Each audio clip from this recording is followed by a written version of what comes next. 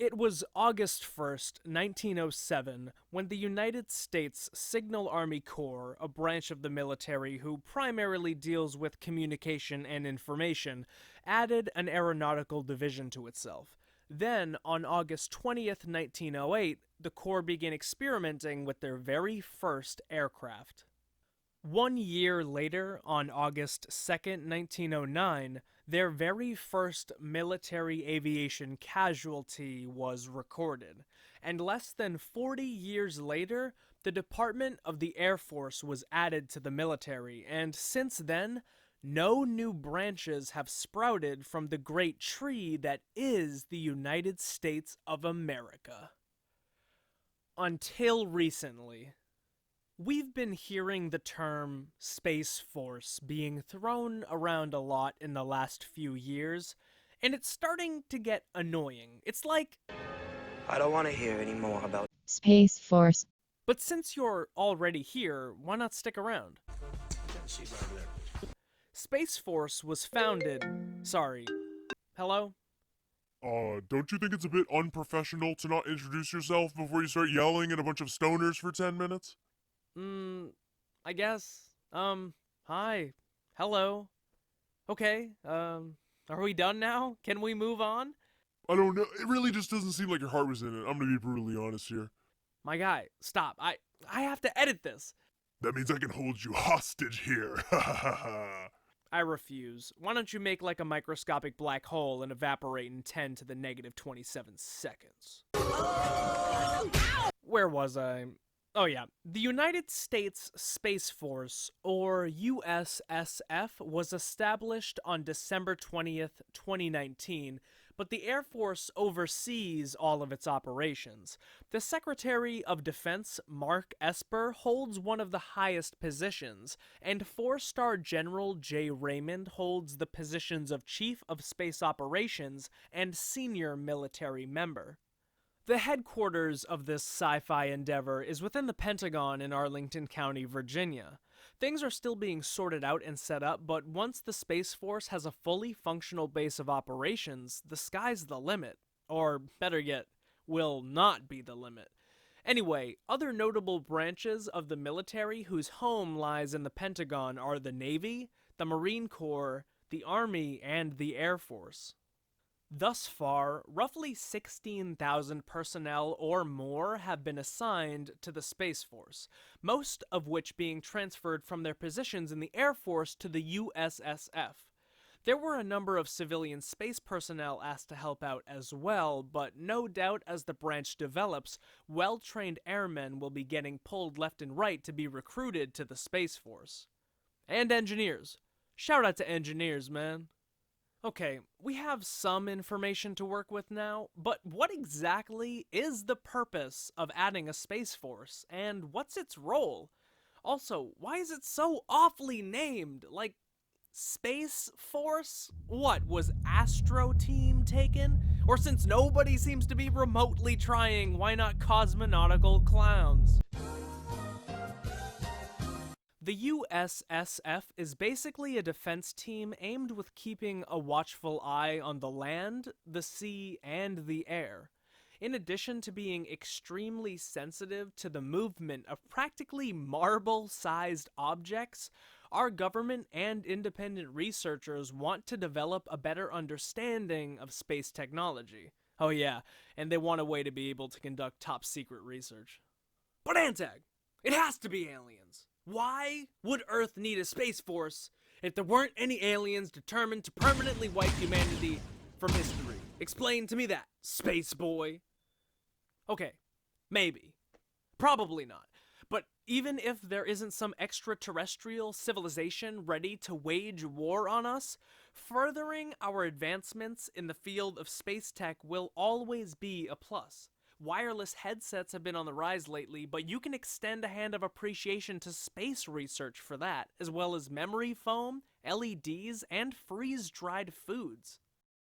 As well, it's not that hard to believe that our government just wants a more sophisticated way to spy on its allies, enemies, and its citizens. Also, navigational and weather data will be more accurate than ever before, and since there's not much of a need to conceal the weather, I mean, it's quite a challenge to hide a storm cloud of white and gray floof that stretches for miles and miles in every direction. But anyway, we will most likely have access to a decent portion of the USSF's findings, as far fetched as that may sound. Space debris is a huge problem both for our satellites and ground based observatories. One of the goals of the Space Force is to use their extensive knowledge to let everybody know the location of hazardous remnants of our space junk.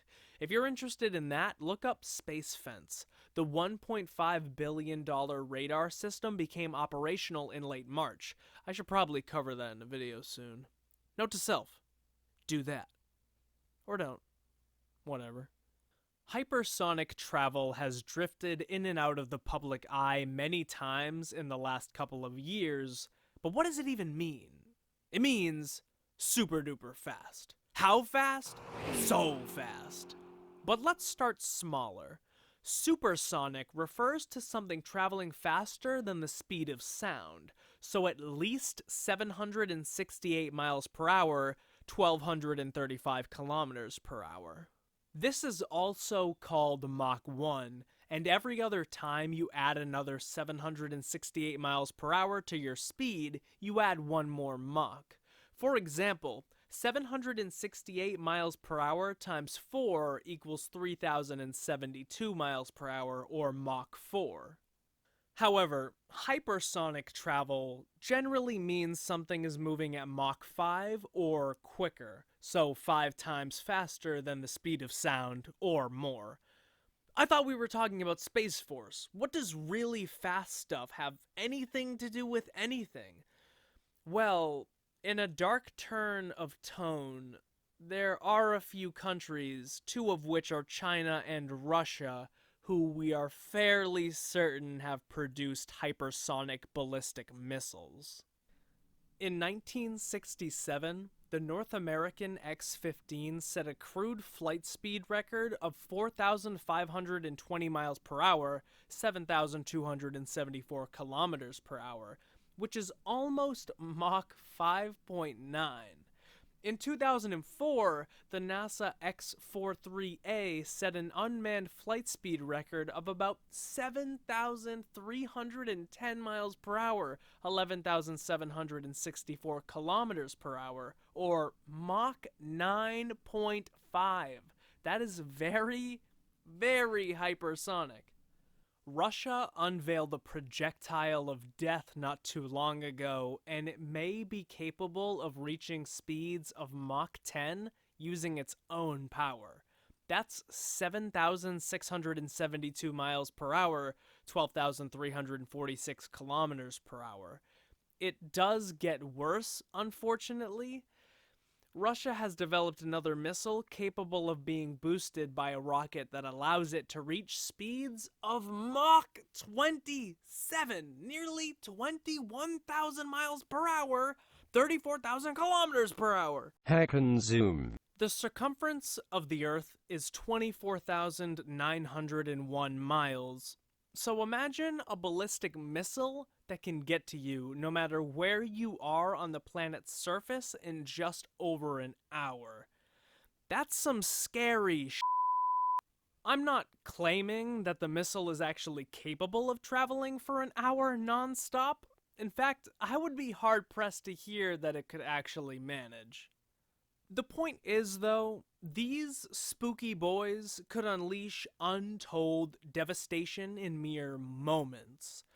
I like to rip on our government as much as the next guy, but you can't blame them for wanting to be prepared for this. I mean, I don't think the local Home Depot carries a speedometer capable of registering upwards of 20,000 miles per hour, so I think we kind of need Space Force in a way. So far, the Department of Defense is sinking over $1 billion annually into researching hypersonic technologies, so it must be worth looking into. Funding has always been an issue for space travel, and I mean, fuel is very expensive and insanely heavy. The United States government has a lot of money, though, so the more money in space research and technology, the better for the industry as a whole. So far, estimates believe that over the course of about 5 years, Space Force will receive about $2 billion in funding. So, yay, space money! That reminds me, is there a NASA monopoly already? Like Hasbro. Get on that! The Air Force has mentioned how running a space program is just too expensive, but due to countries working on hypersonic technology, Vice President Mike Pence, yep, that guy, believes that inaction would be more consequential than at least being prepared. Pence also plans to ask for $8 billion more in funding for space research, so we'll see where that goes with the whole Coronavirus! thing going on. Let's talk about the X-37B. That name may not immediately ring a bell, but that's the space plane everyone is being all hush-hush about. Its existence isn't the part that's supposed to be low-key, but what's being carried out on board the craft is. It's an unmanned 11,000-pound, 5,000-kilogram, 29-foot-long, 10-foot-tall mini shuttle-like spacecraft with a wingspan of 15 feet. May 17th, 2020 is when the X-37B took off for its 6th mission. During its last 5 missions, it has spent 2,865 days in orbit. The autonomous reusable spaceplane is the succession of the X-37A, which was designed by NASA in the late 1990s. The longest spaceflight the current model has pulled off was 780 days. Not too shabby. One purpose of its mission, at least the part that the public is allowed to know, is the practical experimentation of collecting solar energy in orbit where more light can hit the panels for longer, and then beaming that stored power in the form of radio frequency microwave energy to a receiver on Earth, where it will power my PS4 so I can play Kingdom Hearts all day, every day. Not really, at least not yet. Anyway, the military has also expressed interest in turning away fossil fuels for a cleaner and lighter energy source to use for their vehicles, including its planes. Seems kinda cool. I mean, this is literally Nikola Tesla's wet dream. One bit of information related to this mission we were also blessed enough to learn is that NASA is working on its own experiments using the spaceplane. For instance, studying how radiation affects a bunch of different materials, including seeds. Another part of the current mission was deploying a subsatellite from the spaceplane. Nobody is entirely sure the purpose of it, but many suggest it will act as a sort of educational platform for lesser experienced rookies to the space game so that they will be able to train for whatever else the Space Force has in store for us in the upcoming years. If you're worried about the X-37B being a hyper-advanced space weapon, I think it's safe for you to tone it down a bit. You see, even though the missions carried out by this spaceplane are military-related and secretive, it doesn't make the spaceplane a weapon.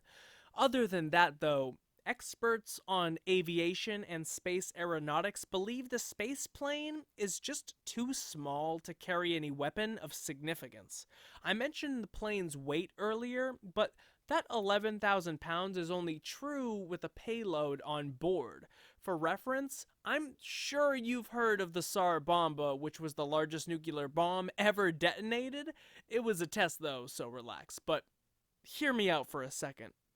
The Tsar Bomba explosion was 1,570 times more powerful than the combined power of the bombs dropped on Hiroshima and Nagasaki, which is horribly catastrophic and unimaginable to fathom the ultimate destruction. However, the Tsar Bomba weighed an astonishing 59,500 pounds, so yeah. I highly doubt this secretive space plane is up there waiting to drop weapons of mass destruction on people. Just don't quote me on that. I briefly mentioned the Signal Army Corps earlier, and if that's something you might be interested in learning about, I'm going to leave a link to an excruciatingly long, but thorough document all about the history of the branch. The information was compiled by Rebecca Robbins Rains, so one, thank you, and two, that is an awesome name. If that's like a pseudonym though, you need to start like a detective drama graphic novel or something. Imagine like private investigator Rebecca Robbins Rains does not live in a dry climate, yet she battles an unquenchable thirst for justice. Hey, I'm just saying. Anyway, the links to all of my sources can be found in the description below this video.